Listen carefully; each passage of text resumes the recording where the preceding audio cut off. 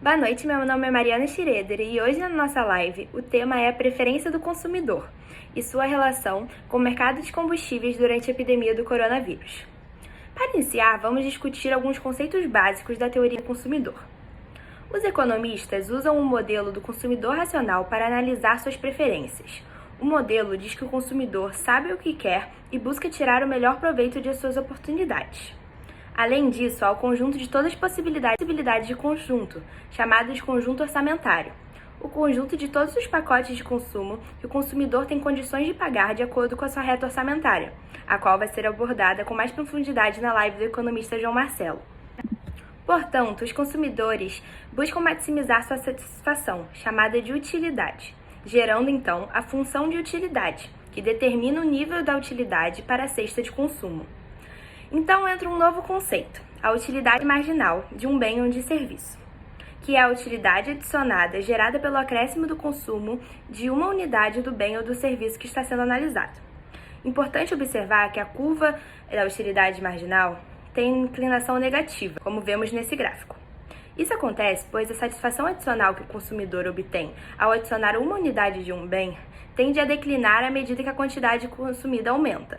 Quando analisamos a escolha ótima de dois bens, as preferências do consumidor podem ser representadas pelas curvas de indiferença.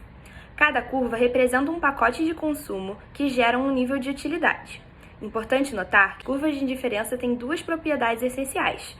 Elas nunca se cruzam e as curvas mais distantes da origem apresentam um maior nível de utilidade total. Entra então mais um conceito, a taxa marginal de substituição. A taxa pela qual o consumidor está disposto a trocar um bem X pelo bem Y. O ponto ótimo será um ponto de tangência entre a reta orçamentária e a curva de indiferença. Quando a TMS é constante, os bens são substitutos, e as linhas de indiferença são linhas retas. Já quando são bens complementares perfeitos, as curvas de indiferença formam ângulos retos, soluções de canto. E, finalmente, é possível decompor o efeito de uma mudança do preço em um efeito de substituição e o efeito de renda.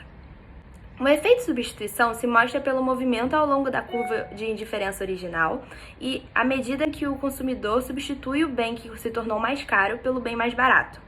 Já o efeito renda se mostra pela mudança para uma nova curva de indiferença, pois há uma alteração no poder de compra de uma dada renda do consumidor. Com esses conceitos, podemos analisar nossa reportagem sobre a variação nos preços de combustíveis durante a epidemia.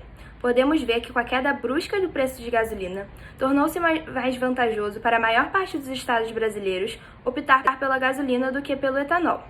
Como averiguado na reportagem, o etanol, por ter um menor poder calorífico, deve ter um preço limite de 70% do derivado de petróleo nos postos para ser considerado vantajoso. No momento, essa paridade não está valendo a pena na maioria dos estados. No Amapá, por exemplo, a gasolina foi mais vantajosa, com paridade de 113% para o preço do etanol. Já que o etanol ficou relativamente mais caro em relação à gasolina, pela lei da demanda, o consumidor passa a consumir menos do etanol e mais da gasolina, representando então o efeito de substituição. Além disso, com a diminuição do preço da gasolina, um bem normal em relação ao etanol para a maior parte dos carros, o poder de compra aumenta e então o consumidor se sente mais rico, afetando a sua decisão de consumo. Com o aumento do poder de compra, o consumidor passa a consumir menos do etanol, já que este é considerado um bem inferior nesse caso, e mais da gasolina. Assim, o efeito total da gasolina será positivo e o efeito total do etanol será negativo.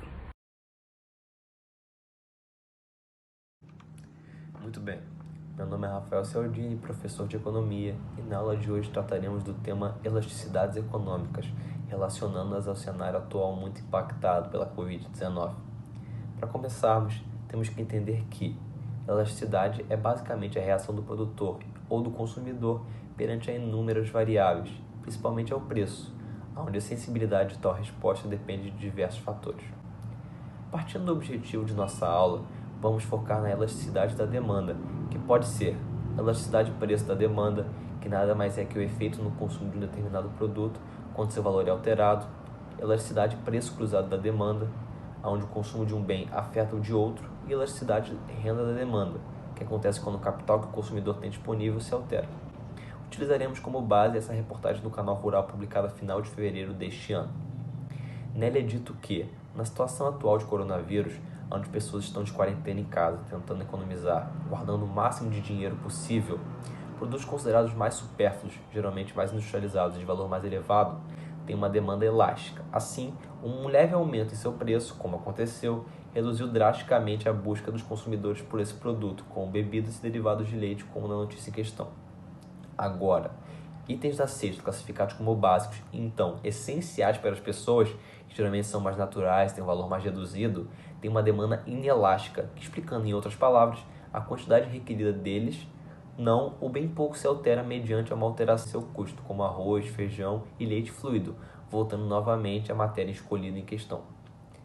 Agora, para calcularmos tal elasticidade, a fórmula será o módulo da variação percentual da quantidade demandada de um bem dividido pela variável em questão, sendo ela a alteração do preço deste bem ou de outro, ou até na renda, podendo ser perfeitamente inelástica se for igual a zero, resultando em um gráfico com uma reta completamente vertical, ser igual a infinito, resultando em uma reta perfeitamente elástica e completamente horizontal, sendo elástica se for maior que 1 e menor que infinito, inelástica se estiver entre 0 e 1, e por fim será 1 se for unitária, ou seja, mudanças no preço não afetam a receita total. Obrigado pela aula, espero que tenha entendido esse tópico da matéria. Muito obrigado e boa noite. Oi pessoal, eu sou Beatriz, professora de microeconomia, e a live de hoje vai ser sobre um assunto que vocês pediram muito, que foi a reportagem na Gazeta do Povo sobre a reforma tributária em tempos de coronavírus. Então, para isso eu preciso que vocês lembrem alguns conceitinhos da live passada, que foi curva de oferta, curva de demanda, elasticidade, e hoje vamos surgir com alguns novos. Por exemplo, o que é excedente do consumidor? Isso vai ser o preço que o consumidor estaria disposto a pagar por um produto, menos o quanto ele de fato pagou, como se fosse um extra. Você estaria disposto a pagar, mas pode economizar. E o excedente do produtor vai ser qual foi de fato o preço do produto, menos o mínimo que ele aceitaria receber. Esses são o excedente do consumidor individual e o excedente do produtor individual. Já o excedente do consumidor total, que é a reunião de todos os excedentes individuais, se dá pela área desse triângulo formado pelos pontos abaixo da reta de demanda até a reta que bate no ponto de equilíbrio mostrado no gráfico. Com a elevação dos preços, o consumidor tem seu excedente reduzido, e com a redução dos preços, seu excedente aumenta. Já o excedente do produtor total, que é a soma de todos os excedentes do produtor individuais, se dá pela área do triângulo acima da reta de oferta até o ponto que bate na reta que encontra o ponto de equilíbrio do gráfico. E com o aumento dos preços, esse excedente aumenta também. Com a redução dos preços, esse excedente diminui. O excedente total é formado pela soma do excedente do produtor total e excedente do consumidor total. Como vocês podem ver, quando o imposto é aplicado, esse excedente diminui bastante, tanto para o produtor quanto para o consumidor. E surgem dois novos preços, digamos assim. O preço que de fato o consumidor paga nesse produto e o valor que é recebido pelo produtor. Esse retângulo é a arrecadação tributária do governo. E o triângulo preto à direita é o peso morto, que são as transações que deixam de acontecer por causa da alteração dos preços. A altura desse retângulo é justamente a diferença de preços de que falei, e seu valor é igual ao preço unitário do imposto taxado sobre o produto. Já a base é a nova quantidade transacionada, e multiplicando esses dois valores, nós obtemos a área do retângulo, que é igual ao valor da receita tributária. Quanto mais elástica for a curva de oferta, a curva de demanda ou ambas, maior vai ser o valor do peso morto. E assim podemos perceber que a aplicação de um imposto pode gerar ineficiência do mercado. Outro fator relevante é que esse imposto seletivo vai ser pago tanto pelos consumidores quanto pelos produtores, mas quem tiver a curva de oferta menos elástica vai arcar com a maior parte desse tributo. Analisando a reportagem, nós vimos que muitos impostos taxados sobre produtos essenciais no combate ao coronavírus estão sendo totalmente zerados. Alguns estão sendo reduzidos, outros estão tendo seus pagamentos atrasados para meses à frente. E, como podemos ler, uma grande parte da receita antes arrecadada pelo governo vai se reduzir por conta disso. Mas nesse momento é importante que as vidas sejam colocadas em primeiro lugar e que o governo abra mão dessa arrecadação.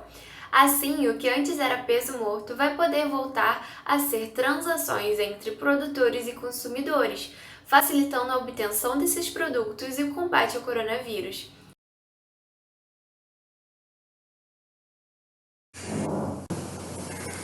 Antes de discutir o assunto, é preciso definir o conceito. Afinal, o que é restrição orçamentária? Restrição orçamentária se refere a todas as combinações possíveis de bens que o consumidor pode se permitir obter de acordo com a sua renda. No entanto, para a nossa aula de hoje, tomaremos como base o assunto que dominou o ano de 2020, o coronavírus. Nesse caso, falaremos mais especificamente do aumento do preço das cestas básicas, consequência da pandemia. O jornal Estado de Minas evidencia que os preços do conjunto de alimentos básicos em abril aumentaram em 16 capitais em relação a março. Com base na cesta de maior valor, ou seja, São Paulo, o Diese estimou que o salário mínimo necessário deveria ser de 4,47 vezes o vigente. Dessa forma, com o aumento do preço de inúmeros alimentos básicos, cidadãos de renda mais baixa terão que reorganizar o seu consumo. Logo, demonstraremos a restrição orçamentária de um trabalhador que recebe salário mínimo em relação aos alimentos básicos mais procurados, o feijão e o leite em pó integral. Esses dois produtos foram os componentes da cesta básica, cujo preço decolou de modo mais notável. Todavia, para compreender o gráfico a seguir, devemos retornar ao conceito de restrição orçamentária dito no início de nossa aula. Todas as combinações mostradas evidenciando a compra de feijão e leite em pó integral equivalem a um salário mínimo, ou seja, a renda discutida em questão.